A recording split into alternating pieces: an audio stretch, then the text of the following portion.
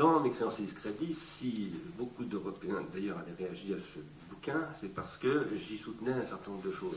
J'ai parlé de pas mal de choses dans ce livre, mais en particulier, j'y disais que le problème de l'Europe, c'était qu'elle n'avait pas de politique industrielle.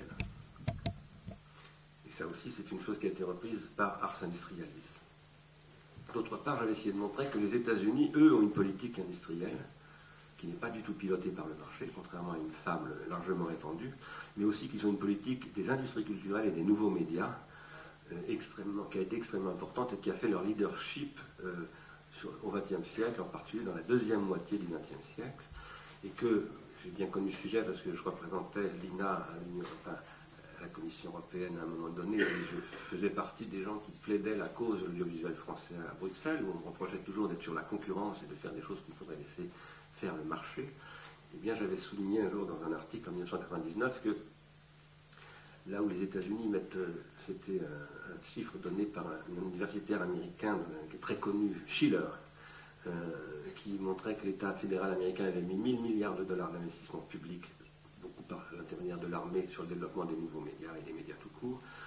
La Commission européenne mettait l'année où j'avais écrit cet article l'équivalent du tiers de ce qu'on donnait aux planteurs de tabac en France pour le développement de ces industries culturelles. Par ailleurs, je soutenais que le modèle américain fondé sur les industries culturelles arrivait à sa limite, parce que ce modèle s'appelle le consumérisme, ou ce qu'on appelle aussi le mode de vie américain, et que ça arrivait à sa limite parce que c'était un modèle qui induisait ce que j'appelle aujourd'hui une déséconomie libidinale, c'est-à-dire une destruction du désir. Et que cette destruction du désir, ou de la libido, en tant que la libido est un pouvoir de lier les pulsions et de les transformer en investissement, eh bien, conduisait à un capitalisme pulsionnel, c'est-à-dire un capitalisme du désinvestissement, un capitalisme spéculatif qui s'autodétruit, mais qui, tant que ça fonctionne, prend l'argent tant qu'il y en a à prendre. Si je peux présenter les choses aussi sommairement que cela, il faudrait peut-être être un tout petit peu plus raffiné, mais c'est grosso modo quand même, à mon avis, la question. Ars Industrialis, nous avons repris beaucoup ces analyses, c'était parmi nos points d'accord essentiels, et notamment en disant que, nous en parlions avec Paul Jorion tout à l'heure à table, les technologies, notamment des industries culturelles, mais plus généralement de ce que nous appelons nous les technologies cognitives et culturelles. C'est-à-dire non seulement les technologies analogiques des industries culturelles, mais les technologies numériques qui aujourd'hui instancient aussi bien des activités culturelles telles que par exemple les sites de téléchargement de musique que des activités cognitives comme le Wikipédia ou des activités très professionnelles ou scientifiques. Ce sont des technologies qui sont des pharmacas, c'est-à-dire qui peuvent produire des effets d'empoisonnement et de destruction et de prolétarisation. Et c'est ce qu'elles produisent très fortement, et en particulier dans le domaine financier. Je pense que Paul Jorion en parlera tout à l'heure. Mais elles peuvent aussi produire le contraire. Nous pensons que ce sont des technologies de l'esprit, comme l'écriture. En fait, le numérique, c'est l'écriture lorsqu'elle est devenue électronique. Et qui, évidemment, s'étend à d'autres champs que le langage, y compris le geste et même les odeurs. Mais tout cela, ça devrait être mis au cœur d'un nouveau projet de développement industriel qui serait le projet européen. Ça, c'est ce que j'avais essayé de soutenir plus précisément dans Constituer l'Europe, qui est paru au mois de mars, je crois, 2006, peu de temps avant les élections, avant ce référendum, et dans lequel je soutenais que l'Europe, si on devait la constituer au sens fort du terme, au sens où les philosophes parlent de constitution, et pas simplement de constitution politique, mais de constitution phénoménologique, par exemple, il fallait concevoir l'Europe comme un nouveau processus d'individuation collective. J'emploie le concept de Gilbert Simondon. Et que le but de l'Europe, si on devait la constituer, c'était de faire converger, terme, nous avons beaucoup entendu parler en 1992 à l'époque du traité de Maastricht, et non pas simplement du traité constitutionnel, en faisant converger entre eux des processus d'individuation existants qui s'appellent l'Allemagne, la France, l'Italie, l'Angleterre, mais aussi des modes de vie, mais aussi des systèmes techniques, mais aussi des systèmes économiques, etc. Car qu'est-ce qu'une nation? Vaste question qui est le titre d'un grand texte. Eh bien, une nation, c'est en fait une façon d'agencer entre eux ce que Bertrand Gilles appelle des systèmes sociaux. L'économie, par exemple, pour Bertrand Gilles, c'est un système social, et ce système social, il est lui-même composé de sous-systèmes sociaux. Par exemple, Bertrand Gilles dit qu'au XIXe siècle, il y a une décorrélation entre le système économique de production et le système économique de financement financier. Tout ça évolue, il faut faudrait parler de ces choses dans le détail, on n'a pas du tout le temps, je ne fais qu'une introduction, mais il y a un système éducatif, il y a un système religieux, il y a un système politique, juridique, etc. etc. Et ce qui fait une unité, qui n'est pas forcément une nation, bien entendu, ce qui fait une unité, un groupe social humain qui se reconnaît comme étant, par exemple, les Français, les ceci ou les cela, c'est une manière de synthétiser des systèmes sociaux et de les rendre compatibles les uns avec les autres.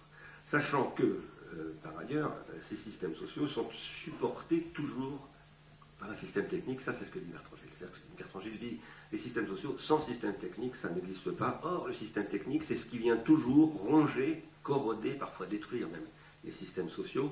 Et donc, si on a besoin, au début du XIXe siècle, d'un État national, c'est parce que la technique devenant la technologie industrielle et accélérant le rythme de son développement, on a besoin de dispositifs de compatibilisation entre l'évolution du système technique et l'évolution des systèmes sociaux pour produire ce qu'on va appeler à cette époque-là la modernité ou le progrès, d'ailleurs. Moi, je soutenais dans Constituer l'Europe que si l'Europe allait mal, et si je votais non, je ne vais pas revendiquer le non d'ailleurs dans ce livre, hein, mais les gens qui savent lire avaient bien compris, c'était parce qu'aujourd'hui, ce que j'appelle l'individuation psychique et collective industrielle produit en fait de la désublimation et de la désindividuation. Et que du coup, elle est devenue dangereuse pour les groupes sociaux, telle qu'elle fonctionne. Elle produit de la démotivation, elle produit une tendance autodestructrice, une pulsion de destruction même, et elle a engagé ce que j'ai appelé la baisse tendancielle de l'énergie libidinale. Non pas au sens de Marcuse, qui avait parlé de ces choses-là, et je vois beaucoup à Marcuse sur ces questions, mais en même temps, ce qu'il disait Marcuse, ce n'était pas exactement ça. Lui disait que le principe de réalité était mis au service du capitalisme sous le nom de ce qu'il appelle le principe de rendement, mais il ne faisait pas tout à fait la même analyse, d'abord parce qu'il ne distinguait pas clairement entre pulsion et libido. Alors, dans Constituer l'Europe, je soutenais qu'il fallait envisager la constitution de l'Europe comme la réinvention d'une nouvelle économie libidinale, c'est-à-dire d'une nouvelle entreprise de sublimation, ayant pour objectif majeur, fondamental, de lutter contre la désindividuation généralisée, c'est-à-dire aussi contre ce que nous appelons la prolétarisation. Car en fait, le premier penseur de la désindividuation, c'est pas moi qui le dis, c'est Gilbert Simondon, c'est Karl Marx. Quand Gilbert Simondon lit Marx, que ce soit le manifeste du Parti communiste, les fondements de la critique de l'économie politique ou le Capital, eh bien, il lit quelqu'un qui décrit la manière dont l'ouvrier est désindividué, c'est-à-dire perd son savoir et se retrouve prolétarisé. Et il dit à l'époque, tout le monde subira ce sort, et si je puis dire, j'ajouterais, pour développer sa pensée, y compris Alan Greenspan. Parce que l'extériorisation dans les machines, la destruction de l'individuation par une mauvaise façon de laisser développer le système technologique conduit à la prolétarisation de tout le monde. Ça, c'est ce que dit Marx en 1948.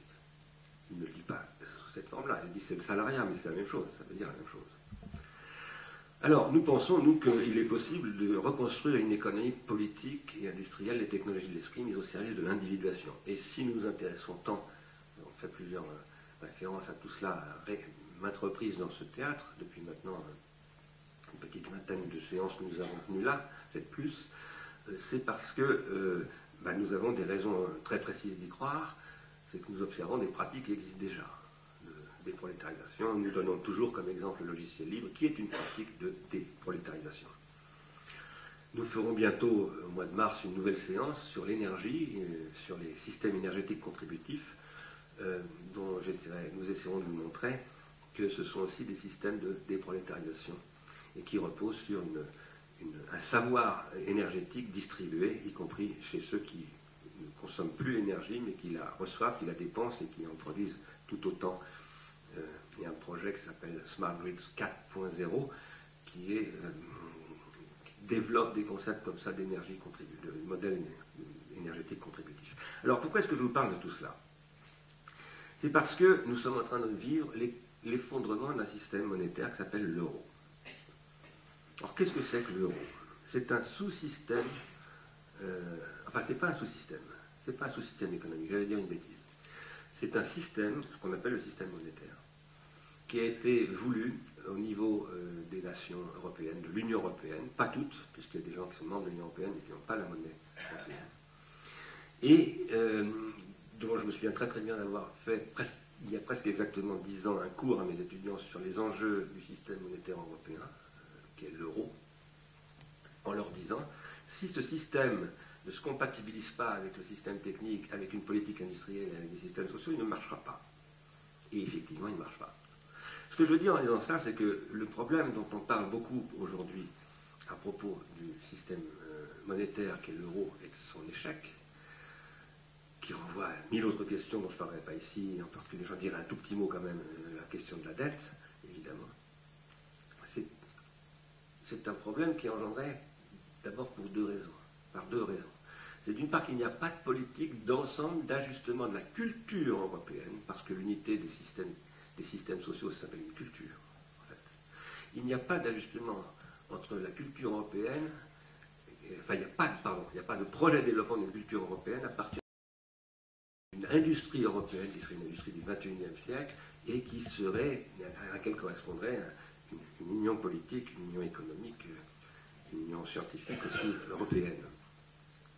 À partir de là, lorsque Thomas Piketty, par exemple, dit très justement que l'Europe est la contrée la plus riche sur le plan économique, que la patrimonialisation des Européens est la plus élevée, ce qui est tout à fait vrai, que la dette est beaucoup moins élevée que dans bien d'autres endroits, notamment les États-Unis, etc.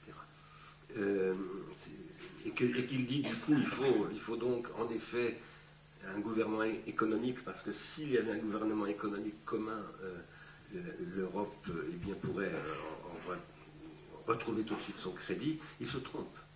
Il se trompe parce que ce n'est pas simplement une question de politique budgétaire commune, c'est une question de politique industrielle. C'est une question de vision d'un avenir par l'Europe. Il faut que l'Europe ait une vision de l'avenir, et elle n'en a pas. C'est ça le problème. Et c'est ça qui nous intéresse ici à Ars Industrialis. Nous sommes dans une situation de généralisation du discrédit, et donc d'une insolvabilité généralisée qui a été par ailleurs engendrée, j'en parlerai pas, j'en ai parlé déjà ici, qui a été engendrée par la révolution conservatrice, qui a été une technologie financière qui a consisté à se débarrasser des lourdeurs industrielles et de se mettre exclusivement sur les marchés financiers pour gagner de l'argent, et donc en produisant une insolvabilité structurelle d'abord des consommateurs, puis des banques et enfin des États. Donc c'est une insolvabilité globale, totale. Mais cette insolvabilité, elle est produite en fait par une prolétarisation généralisée qui produit un discrédit généralisé. Il y a une solvabilité quand on ne croit plus dans les gens. Si on croit dans quelqu'un, il n'est plus solvable. Il a potentiellement une solde possible. Il devient potentiellement solvable et on lui prête de l'argent. Donc la question, ce n'est pas simplement la politique budgétaire unifiée. C'est le fait qu'il faut reproduire du crédit. Et du crédit, non pas au sens de crédit à la consommation, mais de la croyance. Sans croyance, il ne peut pas y avoir d'économie. C'est ce que Max Weber posait comme problème et comme limite du capitalisme.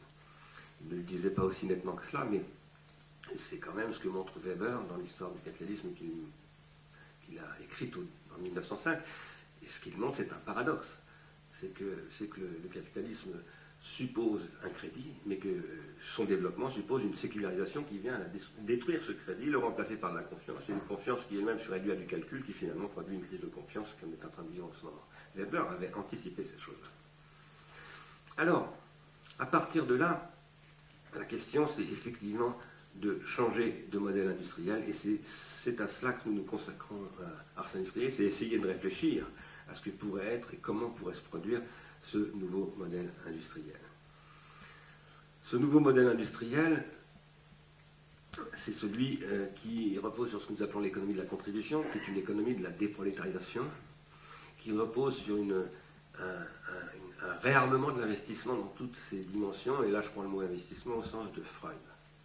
Au sens où Freud dit en 1923, ce qui fait la libido, c'est qu'elle investit son objet, et que cet investissement, c'est précisément le contraire d'une consommation. C'est-à-dire que l'objet n'est plus l'objet d'une satisfaction pulsionnelle, mais d'un engagement du sujet dans son objet. Et c'est un objet, par exemple, comme mon entreprise, mon théorème de mathématiques, mon tableau, mon livre de philo, ma participation à Ars Industrialis, mes gosses, ma vie politique, etc., etc. Ce qui ne va pas aujourd'hui, c'est le crédit. Ce n'est pas la dette. Ça ne veut pas dire qu'il n'y a pas de problème avec la dette. Et ce que Maurizio Lazzarato appelle l'homme endetté est une réalité, bien entendu, c'est une réalité qui a été engendrée par le consumérisme en particulier, et par la financiarisation. Mais la question fondamentale, c'est que le crédit est en berne. Les gens qui manifestent à Berkeley, à Portland, à Wall Street, au Canada, les grévistes britanniques qu'on n'avait pas vu depuis si longtemps, les gens qui ramassent, qui déforestent la Grèce en ce moment, c'est un des grands problèmes du nord de la Grèce, me dit-on maintenant, c'est qu'on détruit les forêts parce que les gens n'ont plus de quoi se chauffer, donc ils abattent les arbres. Un prof d'histoire que j'ai rencontré la semaine dernière à Barcelone qui a été licencié, ou deux villages, deux petites villes à côté de Barcelone qui ne peuvent plus faire chauffer les marmites de la cantine scolaire parce qu'elles ne peuvent plus payer l'électricité et donc on coupe l'électricité. Tout ça, ce sont des processus qui sont engendrés par une destruction du crédit. Et cette destruction du crédit, elle est elle-même engendrée par le fait que nous sommes confrontés à une économie de transition. Cette économie de transition, nous sommes confrontés à la nécessité de changer de modèle, et nous sommes entre deux modèles, dans un contexte qui est par ailleurs un contexte guerrier. Nous sommes dans une guerre économique. Cette guerre économique est extrêmement violente. Elle fait, je l'ai écrit dans un article de Philosophie Magazine, elle fait beaucoup plus de destruction, de morts et de victimes que les deux premières guerres mondiales réunies. C'est incomparable. Ce sont des chiffres absolument incomparables. Elle détruit tout le patrimoine. Alors quand Piketty dit par exemple les Français et les Européens ont un énorme patrimoine, 50 000 milliards de dollars, je crois qu'il indique, et ce patrimoine, il ne vaut que s'il est mis en valeur. Un patrimoine, ça n'a pas de valeur. Si on n'y croit pas, un patrimoine, il est dilapidé extrêmement vite. Et la guerre économique qui a été menée par la financiarisation, qui était en fait une guerre à la puissance publique, qui a été engagée par Thatcher et Reagan. Thatcher, dont on fait une héroïne maintenant avec un film, et comme le faisait remarquer Caroline hier matin, Caroline Stigler, me faisait remarquer qu'hier matin, il y a eu une chronique absolument scandaleuse de célébration de la figure de Margaret Thatcher, qui finalement aurait été quelqu'un de bien, etc. Bon, c'est Margaret Thatcher qui est à l'origine, pas elle seule bien entendu, mais Margaret Thatcher a incarné le système qui a conduit à la catastrophe actuelle, qui est un système du désinvestissement généralisé et de la spéculation comme règle de fonctionnement du capitalisme contemporain. Et dans cette guerre, le seul projet européen qui vaille, c'est la négociation d'un traité de paix. Et l'Europe a tout à fait les moyens de négocier ce traité de paix, parce qu'elle constitue le plus gros marché mondial. Elle reste, ça ne durera pas, mais pour le moment, elle le reste. Elle reste le territoire le mieux infrastructuré, le plus solide, le plus prospère, le plus porteur de possibilités de développement, toujours, malgré ses handicaps.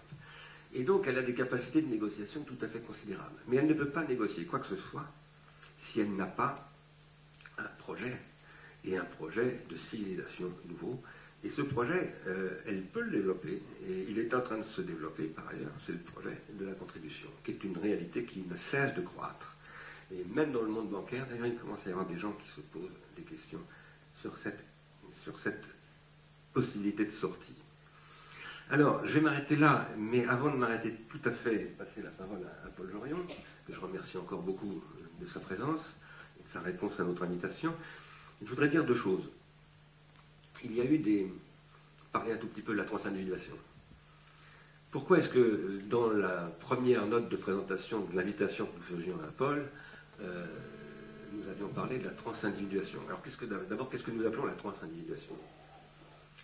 La transindividuation, c'est un concept que nous avons forgé à partir d'un concept de Simondon qui est le transindividuel.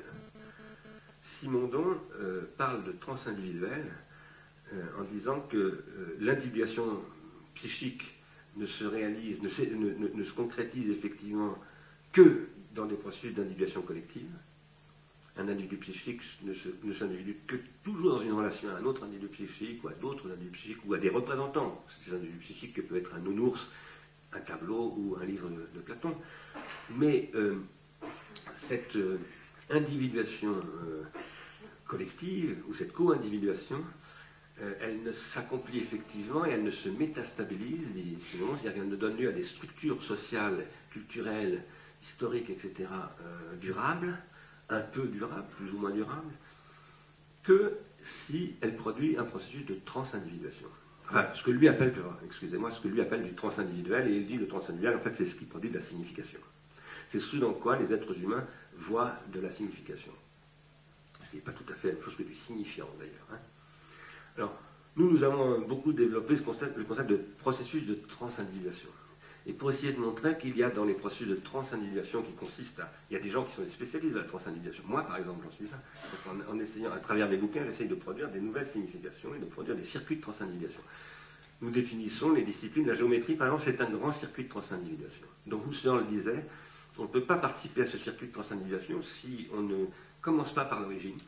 Et cette origine renvoie à des axiomes qui s'infinitisent régressivement et sans projeter une infinité de la géométrie à l'avenir. C'est-à-dire que la géométrie est intrinsèquement ouverte, elle ne peut pas se clore sur elle-même, c'est absolument impossible. Un géomètre sait structurellement que le circuit de la transcendisation de la géométrie est infini. C'est un circuit non seulement très long, mais infini. Et en fait, tous les objets de sublimation créent des circuits de transindividuation infinis. Tous. Y compris l'amour, le premier d'entre eux, d'une certaine manière, est l'amour. Mais il y a des circuits de transindividuation que l'on peut court-circuiter et manipuler. Par exemple, les sophistes, aux yeux de Platon, sont des manipulateurs de circuits de transindividuation et les court-circuitent pour canaliser la transindividuation à leur propre profit. Ils font des détournements de plus-value symbolique, si vous voulez. Et il se trouve qu'aujourd'hui, au XXe siècle et au XXIe siècle, beaucoup de médiations techniques ont permis de produire des courts-circuits dans la transindividuation extrêmement importants qui ont produit de la destruction de la libido. Parce qu'en fait, les circuits de transindividuation sont des processus de libido. Selon moi en tout cas, de sublimation, donc de libido. Lorsque j'ai lu dans Le Prix, je crois que c'est le dernier livre que vous avez publié, hein, non, pas le dernier. 2010. Le Prix, c'est 2010. Lorsque j'ai lu dans Le Prix ce passage qui était consacré à l'économie et à la science, et où, je n'arrive pas à le retrouver, je voulais vous le citer, mais je n'arrive pas à le retrouver, bien que, voilà, il est là, et où Paul Jorion décrit l'économie et la science de la manière suivante, je vous le cite: un prix exige deux personnes, l'acheteur et le vendeur, une vérité exige elle aussi deux personnes, des interlocuteurs, qu'un accord ait pu être atteint sur la même phrase, en sorte que les interlocuteurs puissent chacun dire séparément « je le crois », et les deux ensemble « nous le savons », alors ils se seront constitués un savoir partagé, celui-ci a forgé un lien entre eux, et il y a désormais un peu de la personne de l'un dans la personne de l'autre. Ça, c'est ce que j'appelle de la transindividuation. Et ce qui est important, c'est que, évidemment, je ne vais pas lire l'ensemble de la citation, c'est que Paul Jorion dit, mais dans la science, ce sont des processus comparables qui se produisent. Alors, une des raisons pour lesquelles nous avons invité Paul Jorion, c'est qu'il a une façon de poser les problèmes qui nous paraît extrêmement intéressante. Je vous en parle là aussi parce qu'il y a eu deux réactions de membres d'Ars Industrialis, je crois, qui ont protesté un petit peu contre cette façon de présenter la séance, en disant que rabattre l'économie sur la science, c'était dangereux, je crois, si j'ai bien compris, et que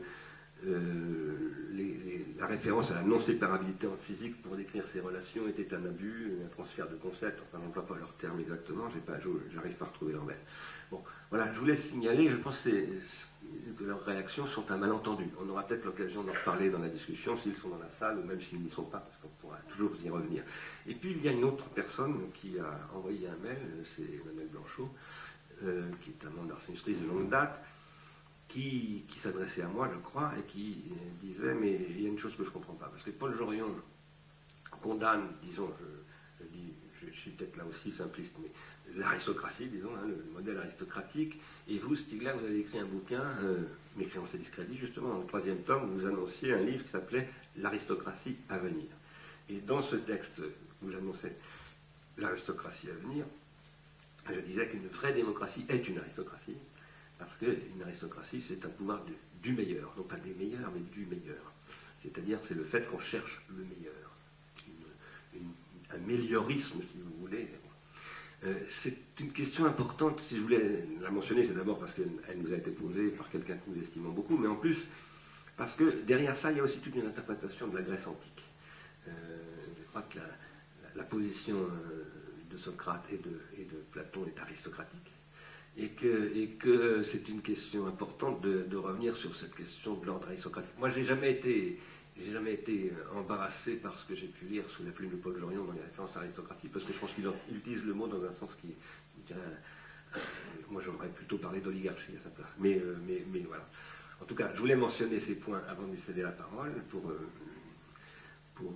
commencer déjà à ouvrir un petit peu le débat. Et donc, c'est à vous, quand vous voulez.